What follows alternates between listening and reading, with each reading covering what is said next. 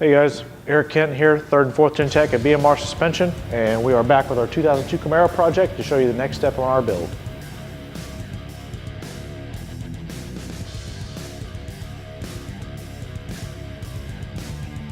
Over the course of this project, we have found many weak links in the 4th Gen. This has forced us to make significant upgrades, which has improved the car's street and track capabilities.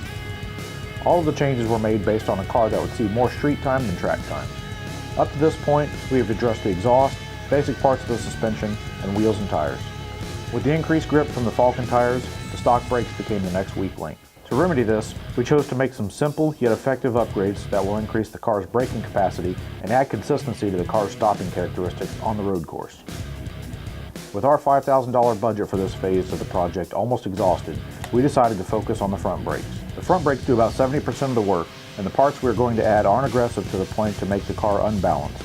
We started by removing the stock brakes. It's easy to see that these have taken some abuse over the years and we're ready for the scrap pile. When we removed the calipers, we found it was time to replace the brake pads anyway, so our timing was perfect. The brake upgrades consisted of a set of replacement rotors from Centric, Hawk HP Plus pads, and stainless steel brake lines from Russell. That was all tied together with fresh Motul 600 RBF brake fluid.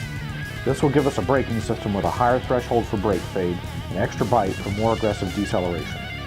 The Centric brake rotors are essentially stock replacements, but the new rotors will give us a solid starting point for a stock style brake system. The compound in the Hawk HP Plus pads is significantly more aggressive than the factory pads and can withstand higher temperatures. Although these will help with stopping power, it's not a true race pad. This means they are still suited for daily use, will just create more brake dust. The Russell stainless steel brake lines will prevent any ballooning that is commonly seen with factory-style rubber lines. This will keep the brake pedal feel more consistent and the brake pressure more consistent. This consistency is a big part of what we're after.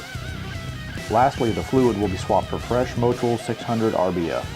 We are already running this fluid, but after a couple of track outings and getting into brake fade, it's always good to run fresh fluid.